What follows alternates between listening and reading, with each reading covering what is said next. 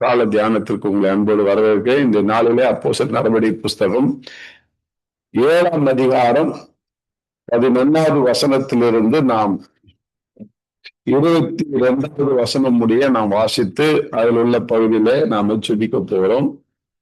ஸ்ட்ரெயிட்டா 22க்கு நான் வந்துடுறேன். மோசே எகிப்தினுடைய சகல சாஸ்திரங்களிலும் கற்பிக்கப்பட்டு வாக்கிலும் செய்தியிலும் வல்லவனானான். மோசே எகிப்தருடைய, அதாவது அப்போஸ்தலர் நடவடிக்கை புத்தகம் 7ஆம் அதிகாரம் 22வது வசனத்துல இருக்கிற ஒரு ஜெப குறிப்புக்காக நம்ம ஜெபிக்க போறோம். அதெல்லாம் நீங்க படித்து பாருங்கள். மோசே எகிப்தினுடைய சகல சாஸ்திரங்களிலும் கற்பிக்கப்பட்டு வாக்கிலும் செய்தியிலும் வல்லவனானான். இந்த ஸ்தேவான் அவர்கள் மோசேயை குறித்து அதை பேசி வருகிறார். ஆபிரகாமை குறித்து பேசிட்டு, யோசேப்பை குறித்து பேசிட்டு, அந்த பார்வோன் மன்னனிடத்திலே மோசே எப்படியாக பிறந்து அந்த சௌந்தரியமாய் வளர்ந்து பார்வோனுடைய குமாரத்தியால் தான் எடுத்து வளர்க்கப்பட்டு அவன் அந்த மோசே எகிப்தினுடைய சகல சாஸ்திரங்களிலும் கற்பிக்கப்பட்டு வாக்கிலும் செய்தியிலும் வல்லவனானான் என்று அவன் அழகாக ஒரு குறிப்பை கொடுக்கிறார். இது நாம இது என்ன ஜெபிக்கணும் அப்படின்னாக்கா, மோசேவை போல நாமும் இதை கேட்கிற யாவரும், ஒவ்வொரு கிறிஸ்தவனும் மோசேவை போல சகல சாஸ்திரங்களிடம் கற்பிக்கப்பட்டு வாக்கிலும் செய்தியிலும் வல்லவனாய் மாற வேண்டும். வாக்கில மட்டும் இல்லை, பேச்சில மட்டும் இல்லை, செயலிலும் நாம வல்லவனாய். அதுதான் பேர் சொல்றாரு. வெறும் பேச்சினால் அல்ல. என்னது, நீ பேசிட்டே இருக்கலாம், ஆனா செல்லத்தை காட்டியா? அதனால இன்னைக்கு நாம செய்தியிலும் பேச்சிலும் வல்லவனாய் மாற வேண்டும். ஒவ்வொரு கிறிஸ்தவனும் அப்படிதான் ஆக விரும்புகிறார். இன்னைக்கு நாம அப்படி ஆக வேண்டும் என்று நாம விரும்பி ஆண்டவரிடத்தில் ஜெபிக்க வேண்டும்.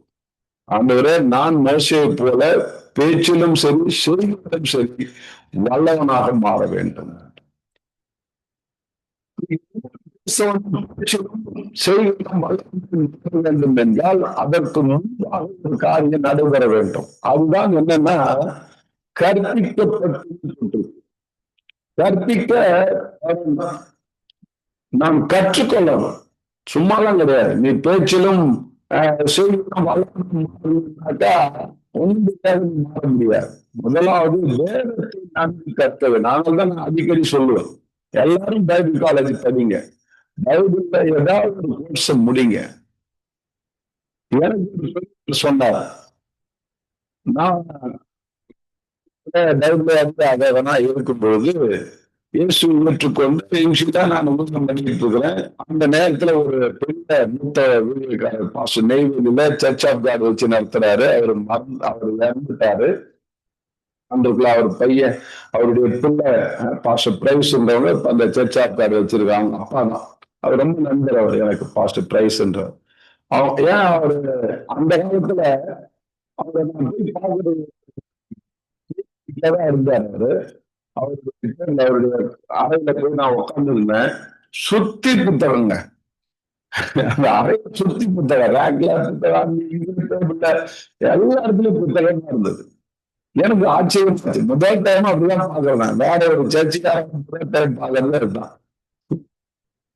அவர் உட்கார்ந்து ஒரு அரை மணி நேரம் பேசுறாங்க.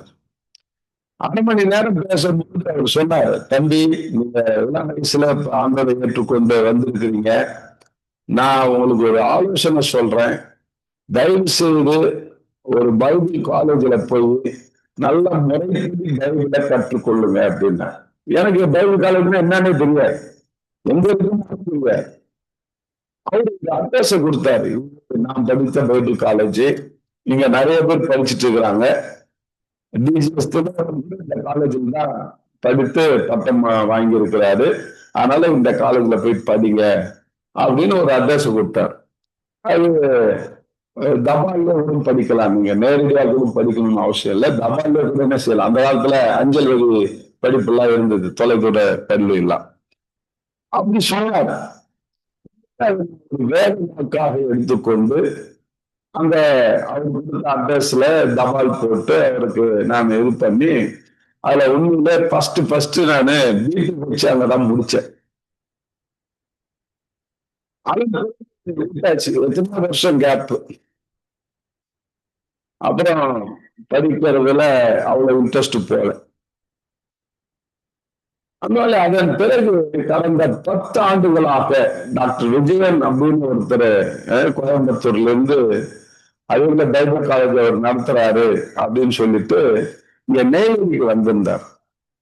அவரை கான்ட்ராக்ட் கிடைச்சது. அவர் சொன்னது எனக்கு ரொம்ப இன்ஸ்பயரா இருந்தது. அதாவது கவர்ச்சிகரமா இருந்தது. என்னன்னா, நம்ம பைபிள் காலேஜ் காலம் உண்டு.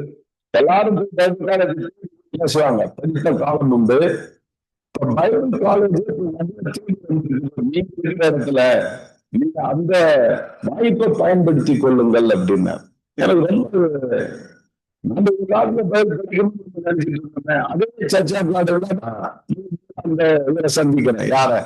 பாஸ்டர் விஜயன் அவர்களை சந்திக்கிறேன் அதே சர்ச்சா காட்டுல. அந்த பெரியவர் இல்லை. அப்ப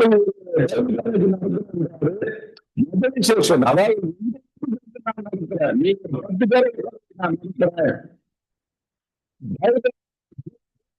வாசித்த காலங்கள் அல்லது படித்த காலங்கள் பைபிள் காலேஜ் கல்லூரிகள் அப்படின்னு சொன்னார். அது ரொம்ப பிடிச்சிருந்தது. அப்ப முதல் நான் கேட்டேன், முடிஞ்ச வரைக்கும் கேட்ட கேள்வி என்னன்னா, இந்திய பைபிள் காலேஜ் நடத்துவீங்களா அப்படின்னு தான் நான் கேட்டேன். எங்க ஊர் மக்களும் படிக்க வேண்டும், எங்க சபை மக்களும் இதை படிக்க வேண்டும், நீங்க நடத்துவீங்களா அப்படின்னு. அவரோட அதுக்காக என்னையே அர்ப்பணிச்சிருக்கிறேன், கண்டிப்பா வர, நீங்க சொல்லுங்க, நாளைக்கே வர அப்படின்னாரு. அடுத்த வாரமே பண்டித்துல கிட்டத்தட்ட 30 பேரை வச்சேன். அது 1 இயர் கோர்ஸாக அவர் நடத்தினாரு. எல்லாரும் அதே சர்ச் ஆஃப் காட் நெய்வேலியில கிராஜுவேஷனுக்கு போய் எல்லாரும் பட்டமளிப்பு விழா வாங்கணும். ஏன்னா பைபிள் நாலேஜே நம்ம படிச்சு தெரிஞ்சு கொள்வோம். நம்ம ஒண்ணு காலேஜ்ல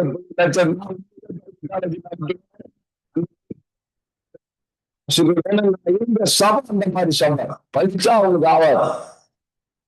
படிச்சா அந்த சபையை நான் கூட சொல்ல, அவங்க அதுல இம்பார்ட்டன்ட் கொடுக்கறது கிடையாது.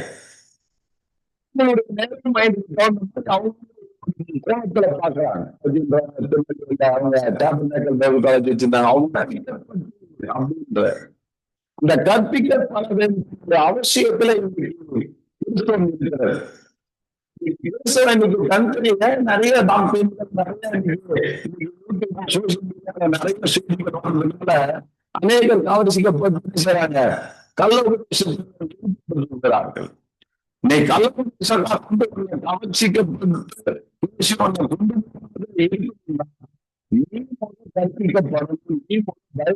நாலேஜ நாம் பெற்றுக்கொள்ள வேண்டும்.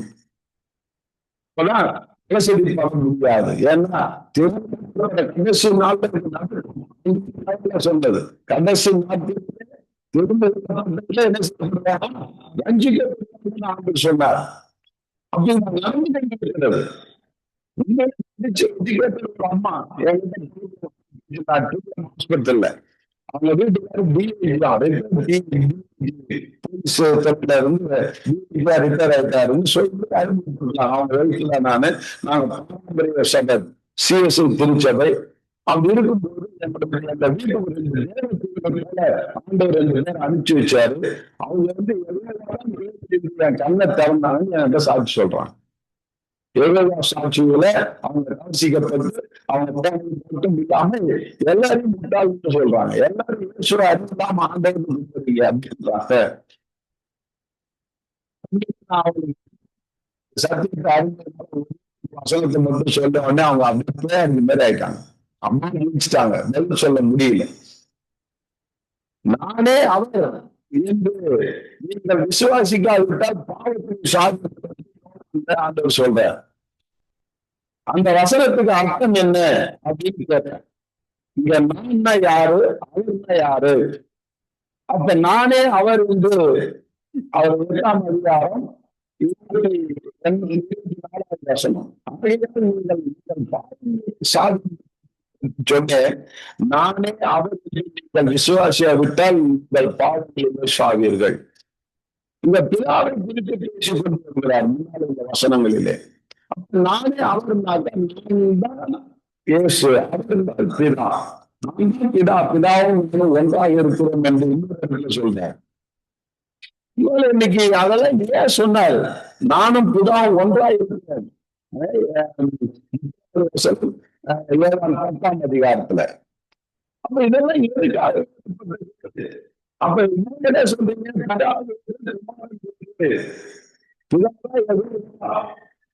வந்து நம்ம மரியாதை என்று சொல்கிறோம். யாரு? ரோமன் கேத்தலிக்ல வணங்கி கொண்டிருக்கிறார்கள். இன்றைக்கு அந்த நிலைப்பாடுகள் மாறிக்கொண்டு வருகிறது. மாதம் வந்து ஒரு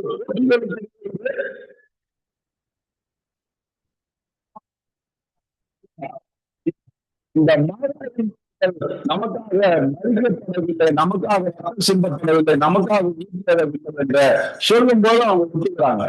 வணக்கத்துக்குரிய இயேசு கிறிஸ்து தான். அந்த பிதாவிலிருந்து சொல்றான் பாரு. இவன் என்ன சொல்றான்? இயேசுவே வேறன்னுட்டான். இயேசுவை நீ வாழாதுன்றான். சாட்சியினுடைய தீனி. அதனால இப்ப இந்த கல்விகள் இன்னைக்கு ஒன்னையும் நீங்க பார்க்க வரும்போது நீ அதிலிருந்து தப்பித்துக் கொள்ள வேண்டும் என்றால் நீ கற்பிக்கப்பட வேண்டும். பைபிளை நீ கற்றுக்கொள்ள வேண்டும். நான் திரும்பி சொல்றேன், யாரும் நீங்க படிச்ச டிப்ளமா கோர்ஸ், இல்ல சர்டிபிகேட் ஆஃப் கோர்ஸ் கிறிஸ்டியன் யூனிவர்சிட்டியில நமக்கு ஸ்டடி சென்டர் கிடைச்சிருக்குது. அதுல அநேக மாணவர்களுக்கு 95 மாணவர்கள் சேர்ந்து இன்னைக்கு அதுல டிப்ளமா இன் தியாலஜி 2 வருஷம் படிக்கிறாங்க. அதுல நீங்க சேரணும்னா நீங்க என்ன தொடர்பு கொள்ளுங்கள். நிச்சயமாக அடுத்த பேட்ச் நாங்க ஜூன்ல நாங்க எடுக்க போறோம். இன்னைக்கு உண்மையிலே அவங்களுக்கு ஆசிரியர் சர்டிபிகேட், நல்ல ஒரு யூபிசி சர்டிபிகேட், சர்டிபிகேட் சமூகம் மட்டும் அங்கீகரிக்கப்பட்ட சர்டிபிகேட் அது பெரிய காரியம். அதுல பி தியாலஜி,